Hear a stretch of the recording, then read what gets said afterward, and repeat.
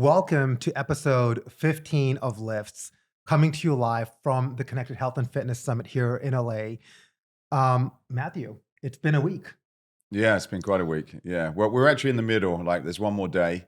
I'm full of lots of new ideas and conversations that I weren't thinking about before I came here. So it's always good to come to these events and just have a bit of a fresh perspective on stuff. No, it's been jam-packed, and we're joined today by a guest that needs no introduction, Joe Vennare from Fit Insider. Joe, thank you for joining us on L.I.F.T. Yeah, this week. excited to be here. Excited to be at the event. Lots to talk about. Yeah, and before we get into it, most of our audience is probably familiar with Joe, but I want to go through a quick bio. Joe Vennare is a co-founder of Fit Insider, the premier source of news and analysis shaping the fitness industry and wellness industry, including its namesake newsletter and podcast, as well as global B2B brand Well-To-Do. Building a platform to serve industry operators, the ecosystem also includes specialized recruitment firm, Fit Talent, Fit consulting groups, consulting services, and early stage investment fund, Fit Capital. So you've been busy, and you're typically on the other side of this. Yes. Yeah. So how does it feel to be on the other side now? Actually really exciting because, as you guys know, when you're doing it, your brain's kind of always thinking, keep it moving, what's the next question, making sure we cover everything. So I get to sit back and let you guys, take us on the ride and hopefully share something interesting or relevant to the conversation. Well, how's this week been for you? This is the first time that you've attended Connected Health and Fitness. I always see you're being pulled aside, you're in meetings, you actually kicked off the event with the first session. So how has this week been for you? Yeah, I think I was at the inaugural one.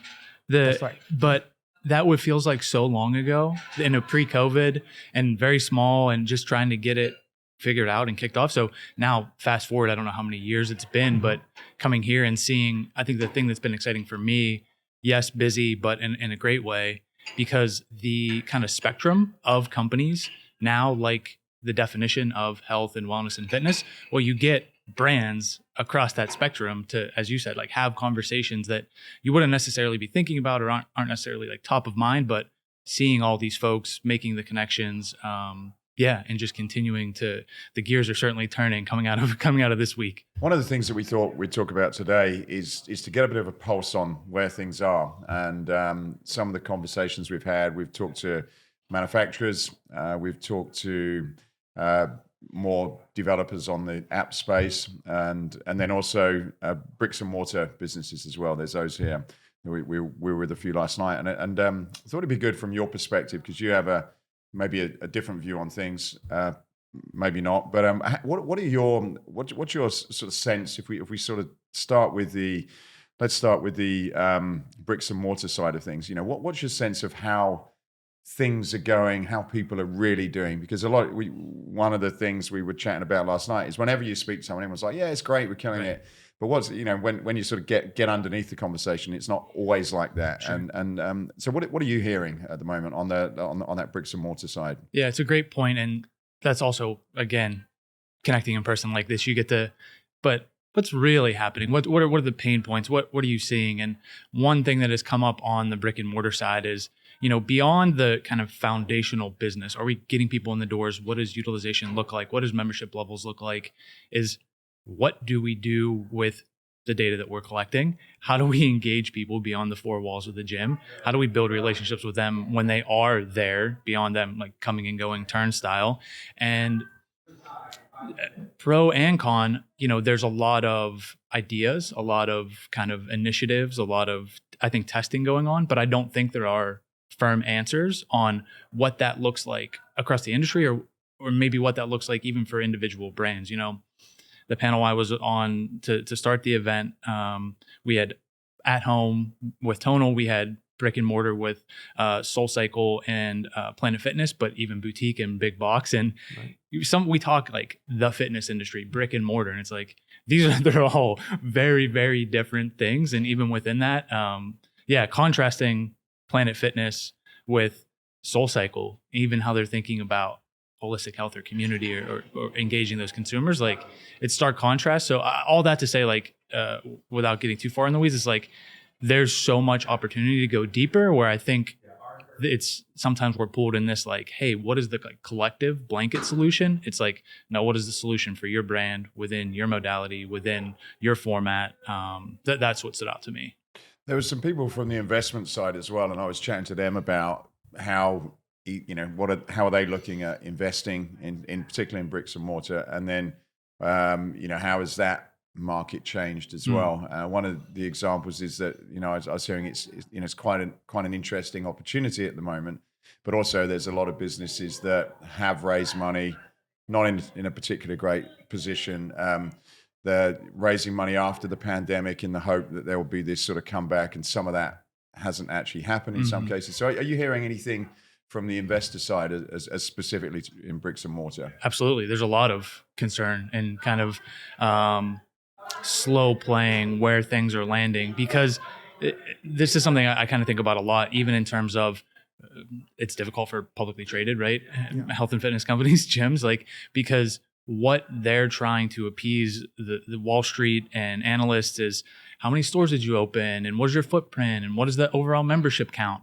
But what does that translate to in membership and retention and outcomes? And as the industry's still fairly young, as investors start to learn more and get more schooled on like, we need to dig into this, like what they're looking at is like, well, what does this look like beyond those top line numbers? And again, nobody has like a firm answer, like, okay, let's fast forward 3-5 years. Like, let's say it continues even to trend directionally this way. Is like, is that the outcome that we think it could or should be? And I think a lot of folks are starting to kind of question that.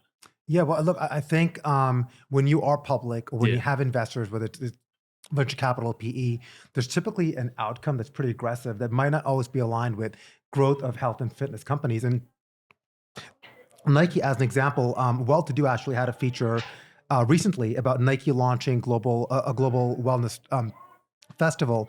And here's a brand that has been on a very successful path. Yeah. And I think what it appears like to me is that they're trying different things, right? Yeah. They're opening up studios.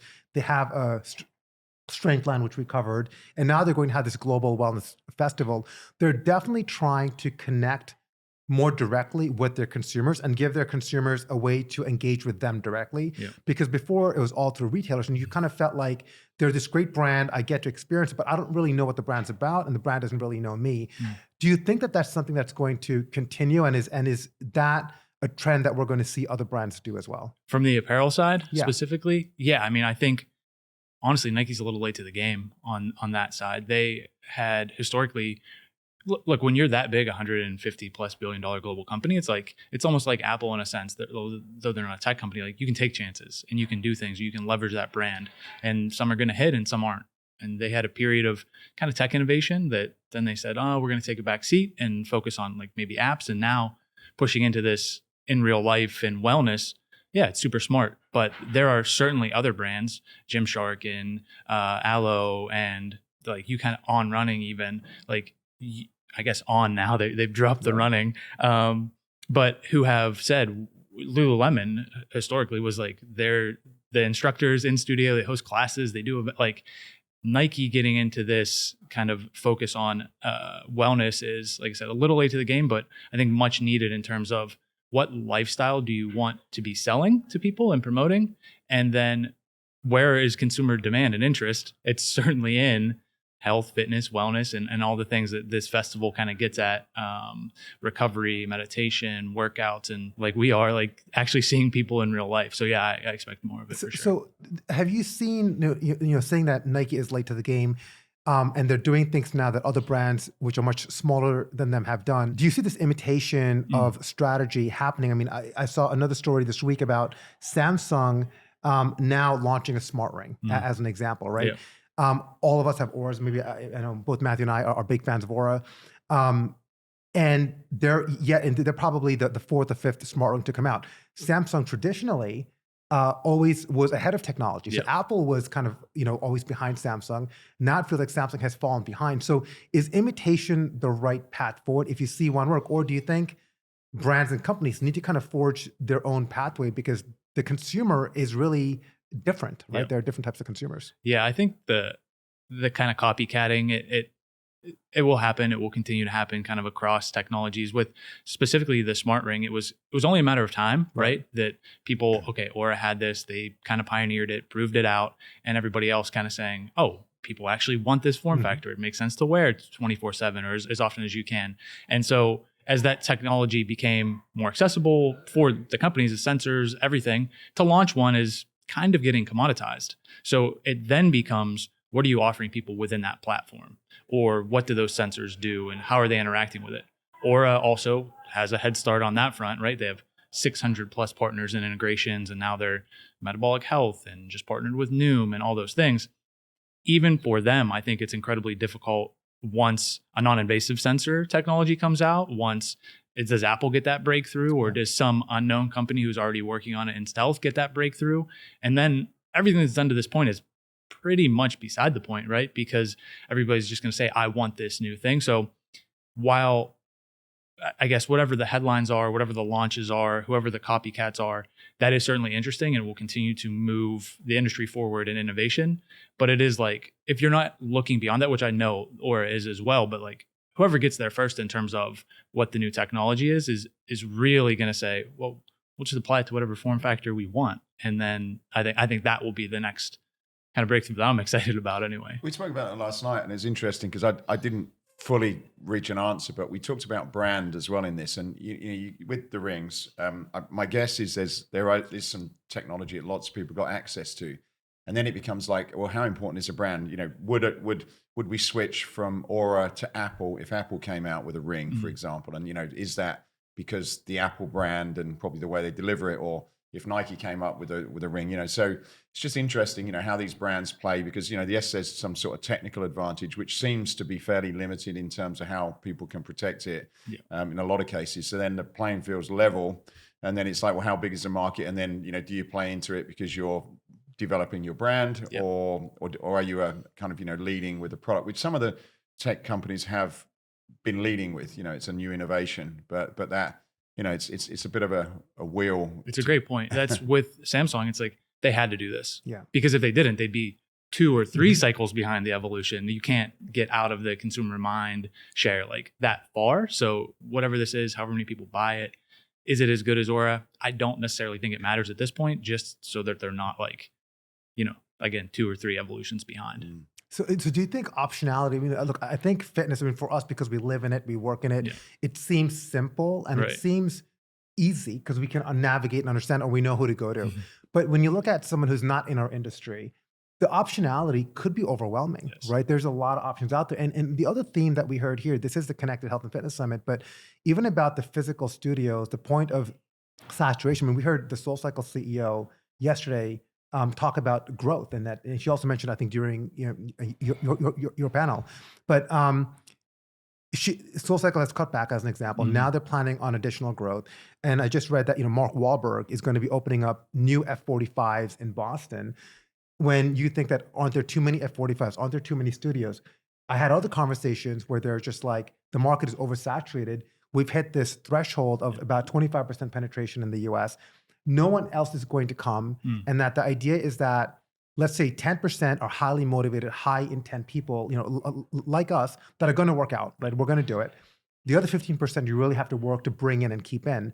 But is that it? Like maybe 25% of the population is as good as it's going to get. So I'm just curious, you know, from your perspective, do you think the market is saturated? Are we able to get beyond 25% penetration? I don't know in terms of the specific number, right? But I do think there is this challenge. And this even goes back to too many options from the technology front that we were just talking about with like an Aura.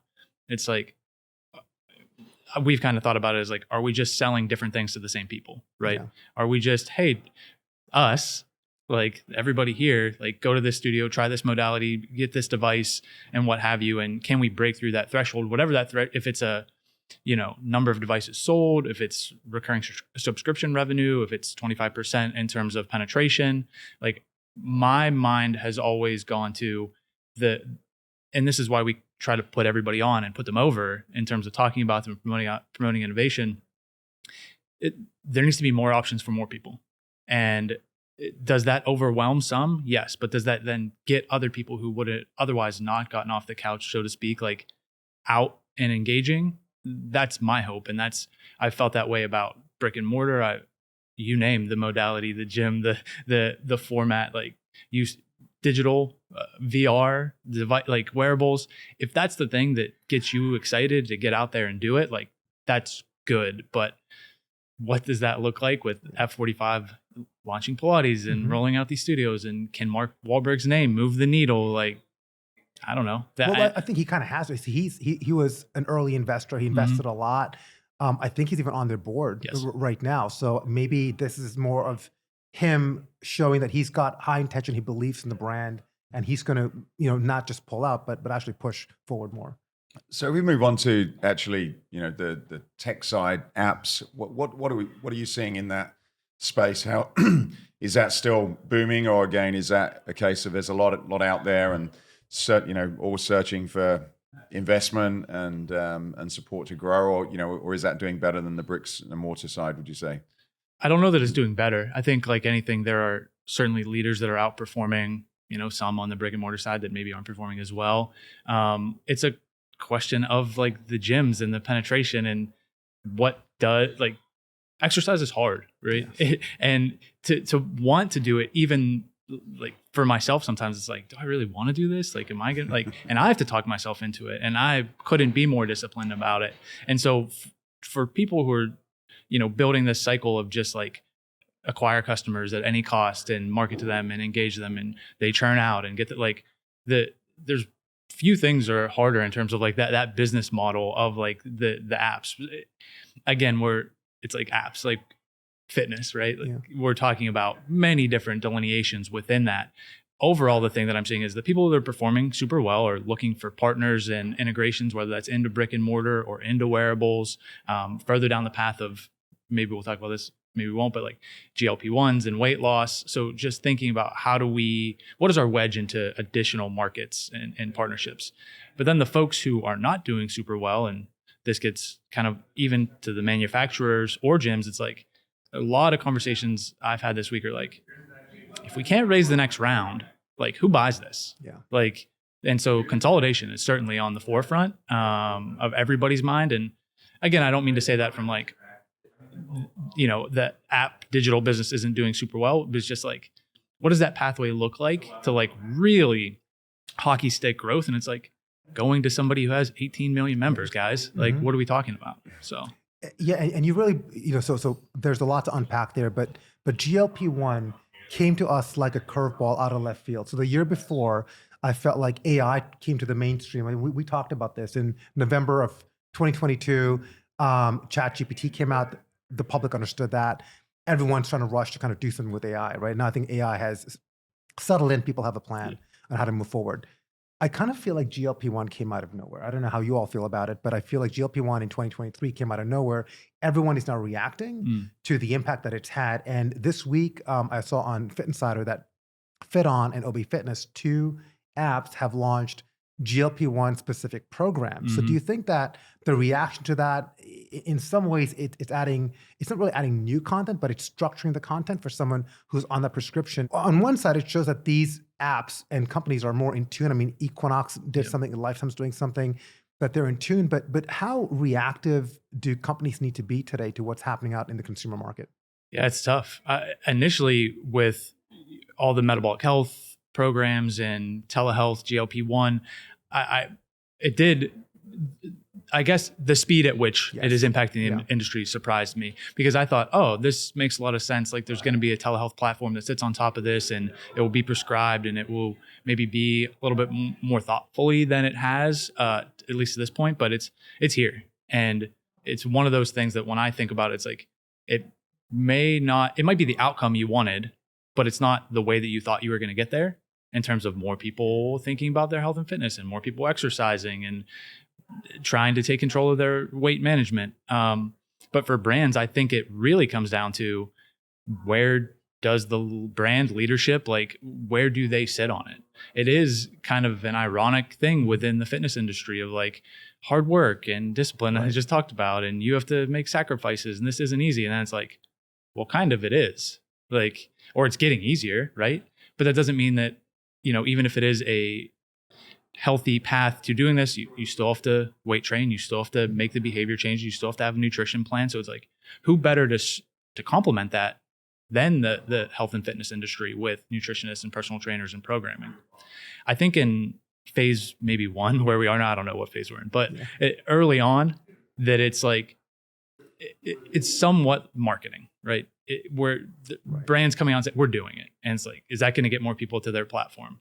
Well, show us in 6 months, 12 months, 2 years, have they stayed with it? What's their body composition? How did that outcome? What did that look like? Is it better than if they would have just done it, buying it off the internet and doing whatever they're going to do? So that's what I'm interested in. But I do think it is going to become like a question of, where does your brand stand on this? How are you approaching it? And then we'll see more kind of come out. The other thing on the apps, you made a good point, which goes through my mind a lot. You know, we are trying to get people to do something in the fitness world, which isn't comfortable, and even the people like us that we know that are really into it, it's not easy for them. So you can't imagine how someone who dislikes exercise is to stay with these programs.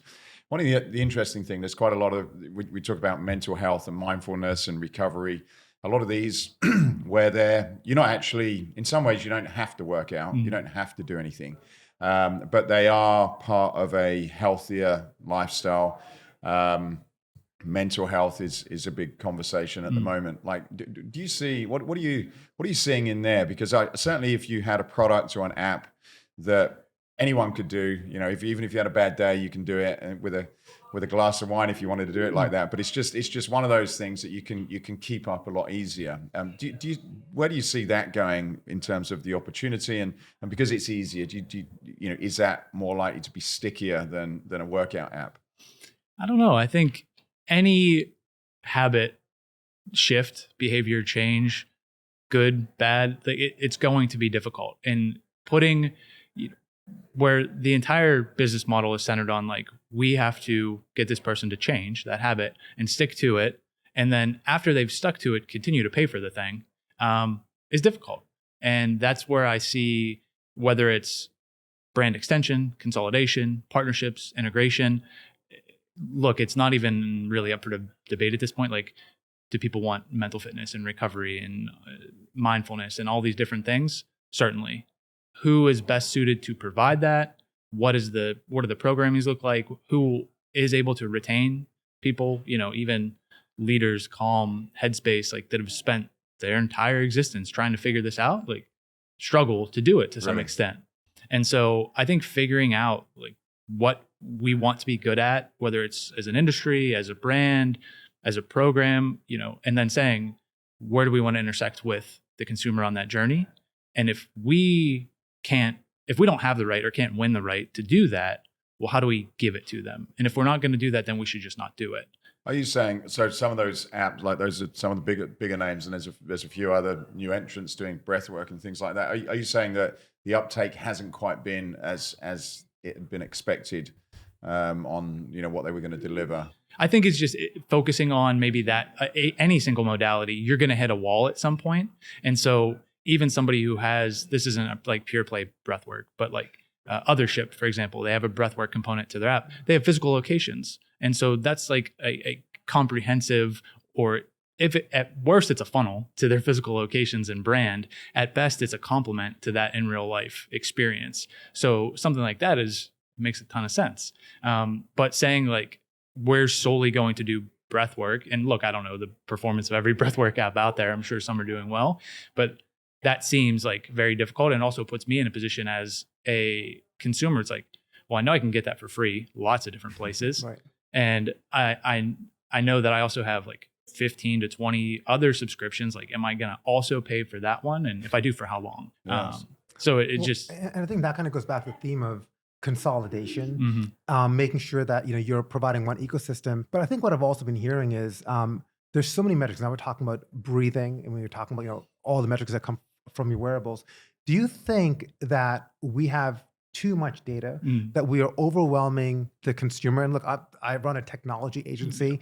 I'm all about the data, but there's a limit to that, right? And I even think about the times that even SoulCycle, when we were implementing data, we were just really thoughtful about, we don't want to take too much away from the brand. You look at a brand like Solid Core, which is I think probably the best performing physical studio location in the country, really has no in-club metrics at all. Mhm. So metrics aren't always the answer. There are other things that you could do. But do you think that, we are at, again, this connected health and fitness event? Everyone's talking about data, whether it's collecting data, whether it's presenting data. But is there a point where there's almost too much data? Yeah, it's something I think about a lot. Even in this conversation as we're going through, I'm like, oh man, like breath, like I didn't do the breath, did I miss this? Did I do that? Like I'm becoming anxious about what didn't I do, even for my own personal routine as we're going through like the businesses. And it's like, that's just too much. That is unhealthy. Like that's the opposite direction, right? And so when it comes to the data, I think, yes, insularly, if I could say that word, within the industry, we're overwhelmed by it. We're thinking about it way too much. And biohackers and top performers and health optimizers and Huberman gang, like, yes, it's too much. And there's a movement away from that, kind of back to like the basics, so to speak. It causes more stress. Yes. I don't know about you, but you listen to, even we had someone speaking last night. We had then you have Brian Johnson, Yep. Huberman, Peter Attia. And I mean, how can you possibly listen and then implement every single thing that they're talking about? Like, Well, I think I think there is this, the 1% or whatever, like the guy, who's the guy, the one who spends Brian million or Johnson. whatever. Brian Johnson. Right, yeah. I think there are those people, and there's a group that follows it. And, I kind of get hooked into that because it's like, okay, well, I'm in the space, I like it, whether I do all of it or not. But I think you're always going to get those people, and I think those people make a lot of noise about it.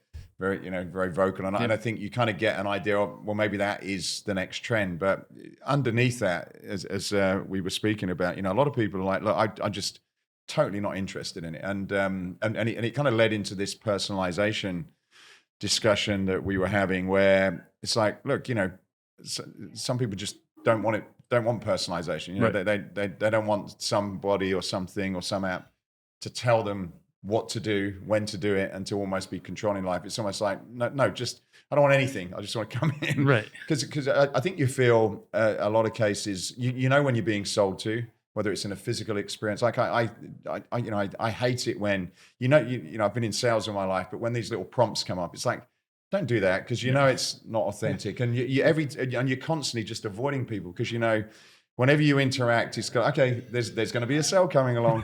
They know about me now, and they're going to try and tell me to do something. So I kind of can imagine where that may lead as a sort of what is it, like reacting against this in some cases. I've thought about it a lot, and I agree. And I think the people who obsess over the data and love it is certainly a small portion of the consumer industry, whatever it is. But that doesn't change the fact of just how powerful it is, and that we should be, as an industry, obsessing over it. And what do we do with it? And how do we apply it? And what does that mean? And I kind of think of it as like getting in my car and starting the car. I don't know anything about a car. I don't know how it works. Couldn't tell you the first thing about it. I know it works. I know it does the things that I want it to do. I know it's like all of those things. If we could do that with our health data, so to speak, like, no, I don't want to go in and look at my spreadsheet in my journal and Whoop and this and that and try to dissect what stages of is there something wrong? Like, do I need to change something? Do I need to see a doctor? Do I need to adjust my diet? So when you get to this point of, we're not thinking about the data, it's happening. Yes. Like the personalization is happening around us. The automation is happening. The prevention is happening. Like, we kind of have to go through this phase of like, what is all this nonsense? What do we need? What do we not need? Is it too much? Is it not enough? To hopefully get to the point where I wake up in the morning, I check my Apple Watch, it tells me I need to eat whatever today. Oh, by the way, it's getting delivered late this afternoon, and do your workout. If you can't do your workout, go for a walk. Like, it just happens around me. And I don't know if that's dystopian. I don't know if that's super far off, but like, I would certainly love to not have to think about all the things that I currently think about in order to maintain this routine. Yeah, and in some ways, we've brought the friction back. So when we think about the history of fitness, before it became mainstream, you had, all of these programs and sets from the 60s and 70s, right? And it was just very intimidating to go into a gym and work out. I think boutique fitness, CrossFit, took the thinking out of what to do. You just show up and you just had to do the workout of the day. You showed up to a Soul Cycle or any kind of boutique class. You didn't have to think about what to do. You showed up, you put in the work, and you left. And in a lot of ways, we've brought the intimidation and friction back. Think about someone who wants to get into fitness now. Do I need to get this wearable? What do I need to, I have to follow all these metrics, the macros, the micros, the supplements, to take AG1, do I take it is overwhelming, right? And I think we have to go back and think about what was successful in the growth that we had in moving from 5% to 25%. And maybe if we remove the friction out, we might go from 25% to 45%. Maybe it's like, maybe it's individual. In some ways, it's coming. So it can be personal, I suppose, in another respect. Some people, I do like certain data, even though for some of it frustrates me, but I don't want it to control my life. And then there might be other people who do, they want the whole thing to be automated and have their food delivered based on how you feel and how you've slept. And then others that don't want anything. And I suppose that's the balance, because although it can be hyper personalized, a lot of it is all very, very similar messaging. And I think a gentleman I was chatting to last night, which is interesting, like what technology doesn't do, even AI, is the human emotion part of it. And I think it's all metrics and it's all digital, but it's not emotional. And the gentleman said, look, how do you feel today? Are you feeling happy? Where are you going to feel at the end of that workout or that period? You're going to feel good about yourself. You're going to feel strong. And I've not. I guess that's because computers don't do that kind of stuff. No. But I probably getting more back to, well, what does that mean to you as a human being? That data, and then having some app or some sort of I guess device that can sort of help you get more in touch with your emotional side as opposed to your kind of logical side, which are very different parts of the brain, aren't they? I guess. Yeah, it's work. Like, it's difficult to do that type of work on yourself, and that certainly doesn't look like any time in the near future a computer or algorithm or AI is going to be able to do that. And so, well, it is. The gentleman yesterday, though, this is where I probably came into my mind. He was saying that if people have had stroke victims, say they struggle when they learn to speak. It's quite difficult, but they can sing, and so singing is a different side of the brain, and singing changes your emotion and a number of other things. So maybe this is a product idea, but maybe there are some sort of left right hand brain activities that can sort of tap into more, be motivating and incentivizing more of those habits and behaviors maybe. Than looking at a number and shit, what does that mean? Is that good or bad? Well, I think that before you go down a really deep path with Neuralink and Musk and take us down another path, we're actually at time. Oh, are we? Oh, we're at time right now, but we've had so much fun, Joe. Yeah. Thank you so much for being on. And I think we're here day 2, so it's a lot more to happen today.